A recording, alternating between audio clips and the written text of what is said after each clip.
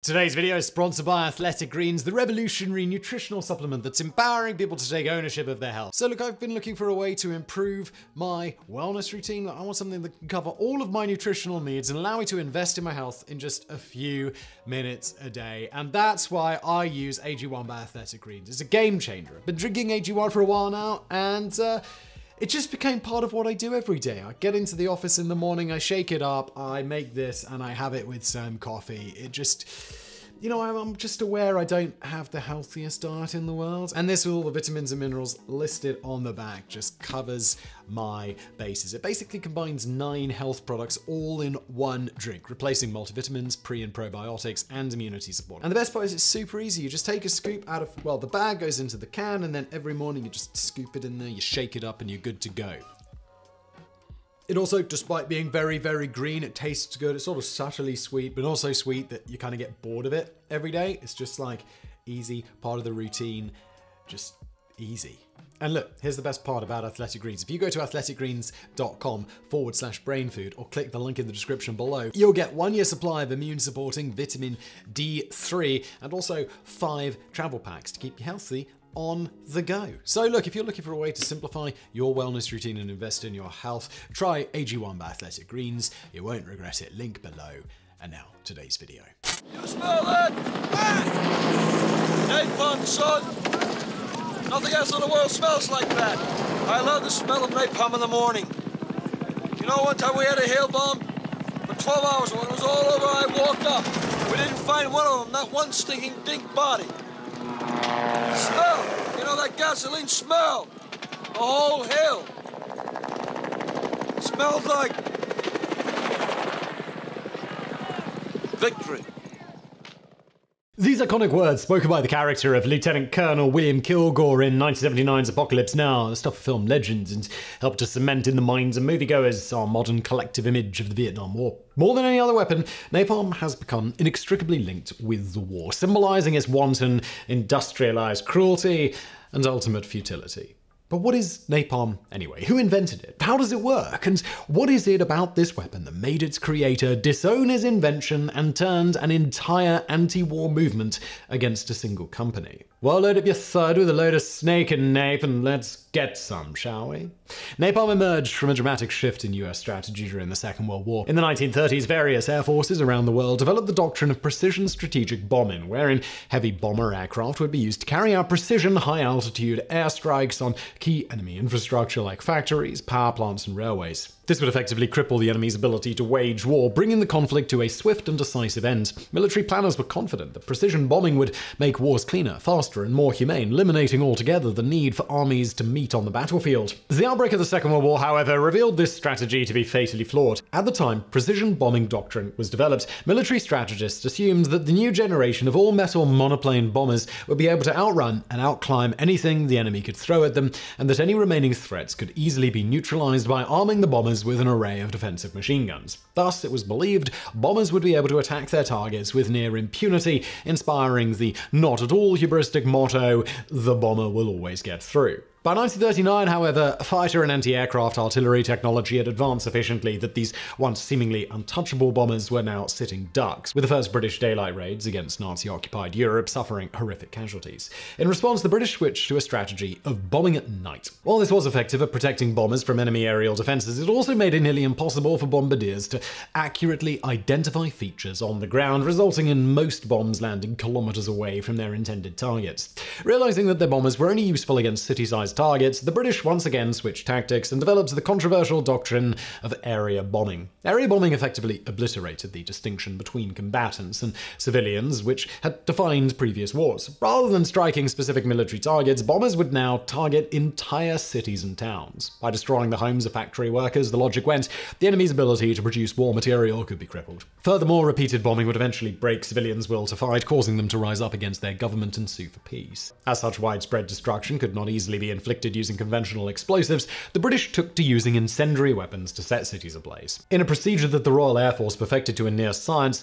aircraft called Pathfinders used precision navigation equipment to drop flares onto the middle of a target city, marking the drop point for the following bomber stream. The first wave of bombers would then drop heavy explosive charges called blockbusters to blow the roofs off buildings, allowing incendiary bombs dropped by subsequent planes to penetrate into the building's flammable interiors. This strategy was used to devastating effect in July 1943 during Operation Gomorrah on the German city of Hamburg. A combination of firebombing tactics and unusually dry weather led to the formation of a firestorm, a 460-meter-tall vortex of flame that generated 45-kilometer-per-hour winds, sucking the air out of air raid shelters and sweeping citizens off their feet and into the inferno.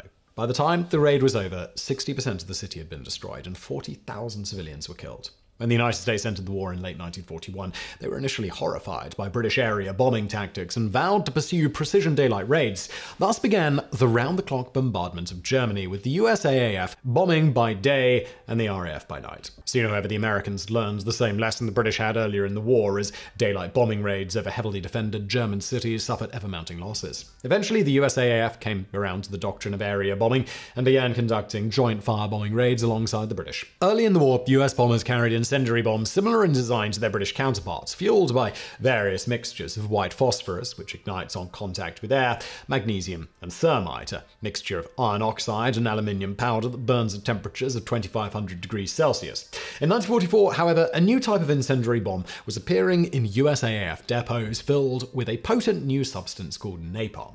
Napalm was invented in July 1942 by a team of Harvard University chemists led by Louis F. Pfizer. While working for the National Defense Research Committee, Chemical Weapons Division, Pfizer and his colleagues were tasked with investigating the potential military applications of divinyl acetylene, a synthetic drying oil used in paints and coatings. A series of industrial accidents had revealed that exposing this compound to oxygen could cause it to violently explode, making it a promising candidate for development into a new explosive. The team built a variety of experimental bombs filled with divinyl acetylene and set them off using small gunpowder charges. As Pfizer later noted, the results were intriguing to quote, "We noticed also that when a viscous gel burns, it does not become fluid, but retains its viscous, sticky consistency." The experience suggested the idea of a bomb that would scatter large, burning globs of sticky gel. Now, this was not a new idea. Indeed, early in the war, both the British and Americans had produced a number of simple Molotov cocktail-style grenades consisting of glass bottles filled with gasoline, benzene, and white phosphorus. To thicken the mixture and make it stick better to a target, pieces of raw rubber were dissolved in the gasoline. This type of gasoline-rubber mixture was also used in the standard American air-dropped incendiary bomb, the M47. But there was a problem. Following their conquest of Southeast Asia, the Empire of Japan controlled most of the world's rubber supply, meaning Pfizer and his team had to find an alternate means of thickening gasoline. After much experimentation, they came across a pair of compounds, aluminium naphthene and aluminium palmitate, which, when mixed with gasoline, produced a sticky, highly flammable gel. Pfizer dubbed the mixture napalm, a contraction of naphthene and palmitate, the thickening agents. On July 4th, 1942, Pfizer's team tested their creation by detonating an M47 bomb filled with napalm in the middle of a puddle in a soccer field outside Harvard's football stadium. Because why not, we guess. As Pfizer later recalled, the performance from the start was most impressive. The high explosive cuts the inner well into the ribbons and opens the casing down the entire length. Pieces of phosphorus are driven into the gel, and large burning globs are distributed evenly over a circular area about 50 yards in diameter. The U.S. Army Chemical Warfare Service tested napalm at the Edgewood Technical Arsenal in Maryland and the Dugway Proving Grounds in Utah, where exact replicas of typical German and Japanese housing was built to evaluate various aerial weapons. Napalm performed exceptionally well, demonstrating numerous advantages over older incendiary weapons. Unlike thermite, magnesium, or oil-fueled bombs, napalm scattered over a wide area and stuck firmly to the target, increasing the chances of ignition. And unlike white phosphorus, napalm could not spontaneously ignite, making it safer for ground crews to handle. Napalm also had applications outside of aerial warfare, especially in flamethrowers. While flamethrowers had been used during the First World War, the straight gasoline or diesel fuel that they used tended to disperse rapidly, limiting their effectiveness. Napalm, however, formed a solid, concentrated stream when projected from flamethrowers, greatly enhancing their range and accuracy. Napalm was first developed in flamethrowers on December 15, 1943, during the US invasion of Papua New Guinea, where it proved highly effective against Japanese pillboxes and bunkers. Interestingly, when US troops entered captured bunkers, they found found dead Japanese soldiers without any burns. They soon determined that the main effect of the flamethrower was to flood those bunkers with carbon monoxide gas, killing the occupants instantly. Aerial napalm bombs were first used in Europe in December 1943 in Sicily and the Pacific in 1944 during assaults on the islands of Pohnpei and Tinian. But the greatest and most devastating uses of napalm during the war would take place in 1945. On February the 14th and 15th of that year, 1,299 RAF and USAF aircraft dropped 3,900 tons of explosive incendiary bombs, including 740 tons of napalm, on the German city of Dresden. As in Hamburg 2 years earlier, the bombings ignited a ferocious firestorm which consumed 6.5 square kilometers of the city and killed an estimated 25,000 people. The bombings also ignited a storm of controversy that rages to this day over whether Dresden was a vital enough target to justify such high civilian casualties, with many arguing that the operation constituted a war crime. But even this destruction would later be dwarfed only a month later by Operation Meeting House, in which 279 USAF bombers dropped 14,000 tons of M69 napalm cluster bombs on the Japanese capital of Tokyo.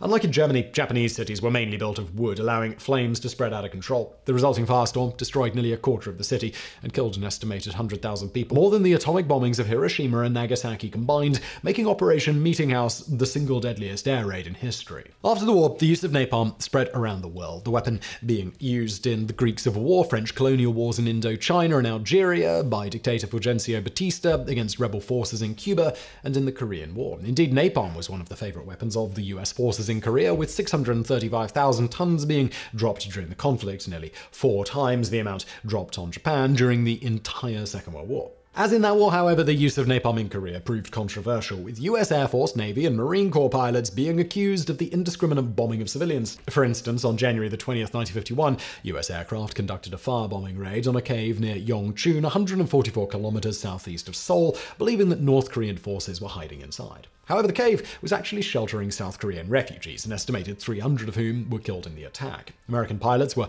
reported as regularly firebombing groups of civilians on the suspicion that they were harboring North Korean infiltrators, while the current North Korean government claims that more than 8,000 civilians were killed during repeated US napalm strikes on the North Korean capital of Pyongyang.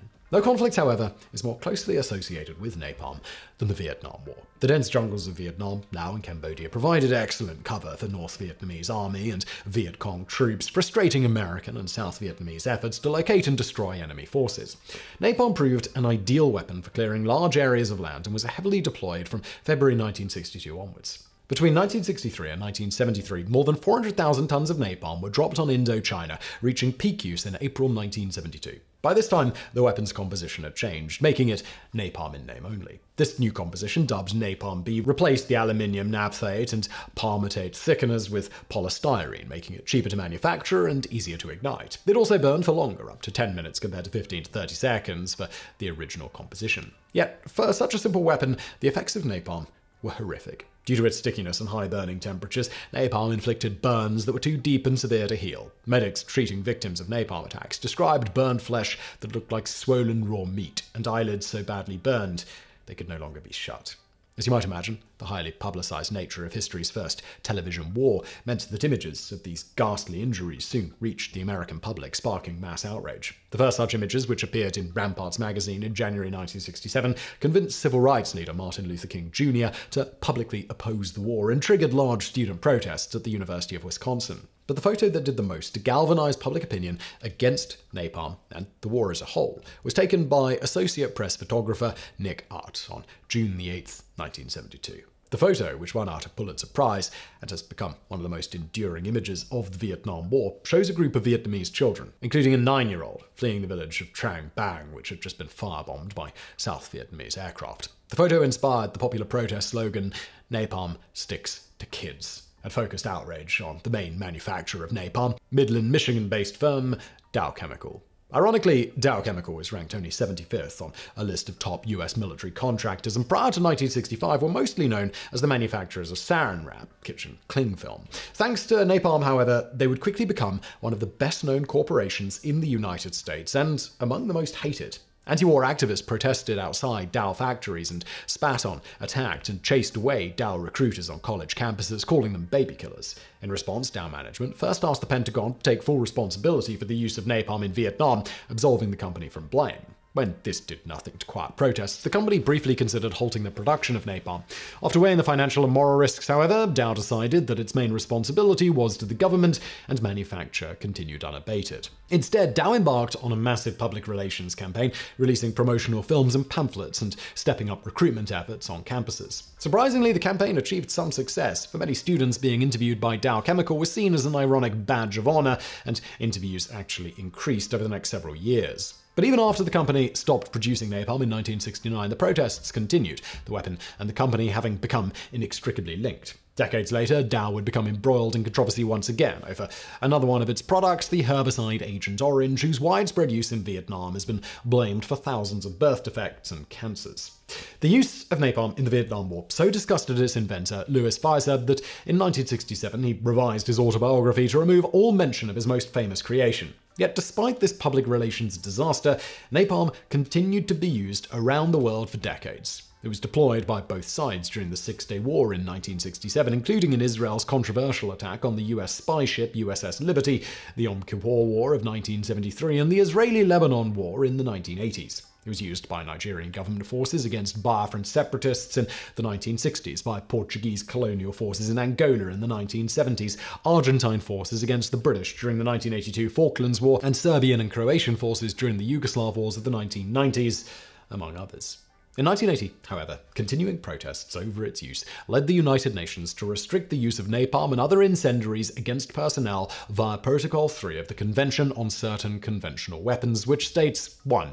It is prohibited in all circumstances to make the civilian population, as such individual civilians or civilian objects, the object of attack by incendiary weapons. 2. It is prohibited in all circumstances to make any military objective located within a concentration of civilians the object of attack by air-delivered incendiary weapons. 3. It is further prohibited to make any military objective located within a concentration of civilians the object of attack by means of incendiary weapons other than air-delivered incendiary weapons, except when such military objective is clearly separated from the concentration of civilians and all feasible precautions are taken with a view to limiting the incendiary effects to the military objective and to avoiding, and in any event to minimizing, incidental loss of civilian life, injury to civilians, and damage to civilian objects. 4. It is prohibited to make forests or other kinds of plant cover the object of attack by incendiary weapons, except when such natural elements are used to cover, conceal, or camouflage combatants or other military objectives, or are themselves military objectives. Due to such regulations and shifting military doctrine regarding collateral damage, the use of napalm and incendiaries by US forces has declined precipitously after Vietnam. As Matthew Evangelista, professor of history and political science at Cornell University, explains, the norms governing bombing, and particularly the harm it imposes on civilians, have evolved considerably over a century, from deliberate attacks against rebellious villagers by Italian and British colonial forces in the Middle East to institutionalized practices seeking to avoid civilian casualties in the US counterinsurgency and anti-terrorist wars of today. In between, the strategic bombing campaigns of World War II caused great civilian destruction through firebombing of cities and ultimately the atomic attacks against Hiroshima and Nagasaki. Nevertheless, napalm-style incendiaries continued to be used under limited circumstances. During Operation Desert Storm in 1991, US Marine Corps aircraft used incendiaries to ignite oil-filled trenches constructed by the Iraqis as an anti-invasion barrier, while in 2001 and 2003, US aircraft used incendiaries against Taliban forces in Tora Bora, Afghanistan, and during the invasion of Iraq. In all three cases, the weapon used was not a traditional napalm canister, but a 340-kilogram bomb called the Mark 77, which is filled with a mixture of kerosene, oxidizers, and white phosphorus. This combination is easier to ignite, harder to put out, and according to the Pentagon, has less of an environmental impact than polystyrene-based napalm. This releases toxic and carcinogenic compounds as it burns. Yet despite this more limited doctrine for the use of incendiaries, American officials refrain from using the term napalm and refer to the weapons simply as Mark 77s, demonstrating that the Vietnam War continues to cast a long shadow over the United States military.